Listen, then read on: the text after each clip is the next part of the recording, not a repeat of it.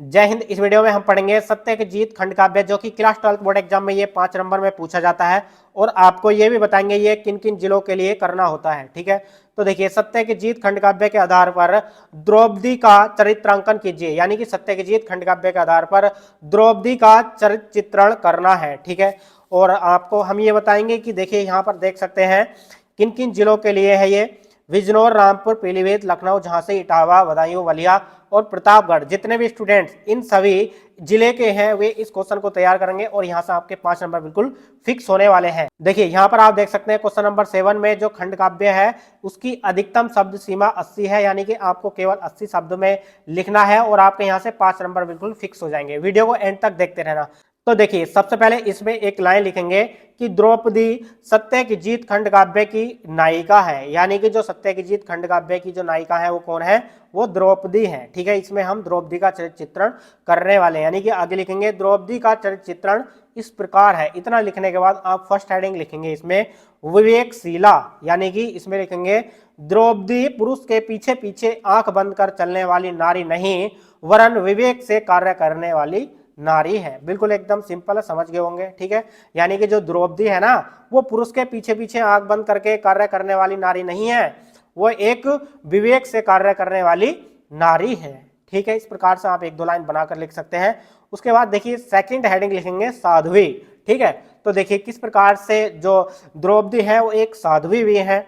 तो लिखेंगे इसमें द्रौपदी में शक्ति, ओज, तेज, स्वाभिमान और बुद्धि के साथ साथ सत्यशील और धर्म का पालन करने की शक्ति भी है। यानी कि द्रौपदी में जो है वो शक्ति, ओज और तेज, स्वाभिमान और बुद्धि के साथ साथ सत्यशील और धर्म का पालन करने वाली शक्ति भी है। ठीक है, इस प्रकार से लिख सकते हैं साध्वी में।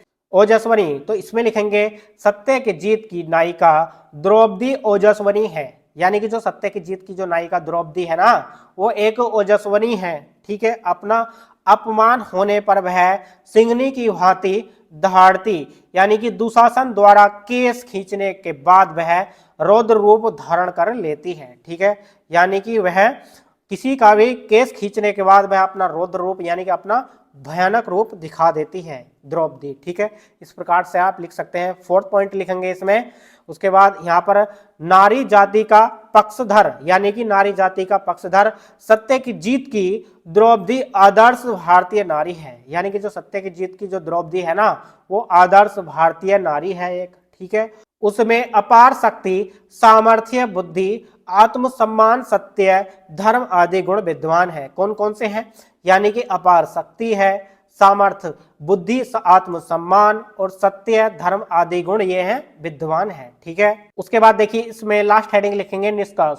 तो देखिए निष्कर्ष में लिखना है कि द्रौपदी वीरांगना, स्वाभिमानी, सत्य और न्याय की पक्षधर, सती, साध्वी, नारी जाति का आदर्श है। यानी कि जो निष्कर्ष में लिखेंगे ना वो द्रौपदी वीरांगना, स्वाभिमानी, सत्य और न्याय की पक्षधर, सती, साध्वी, नारी जाति का आदर्श है। ठीक है, इस प्रकार से आप निष्कर्ष में लिख सकते हैं। तो डियर स्टूडेंट, ये वीडियो आपको कैसी लगी कमेंट्स बॉक्स में हमें कमेंट करके जरूर बताएं। वीडियो अच्छी लगी तो लाइक कर देना। चलिए मिलते हैं नेक्स्ट वीडियो में नेक्स्ट टॉपिक के साथ। तब तक के लिए जय हिंद, वंदे मातरम।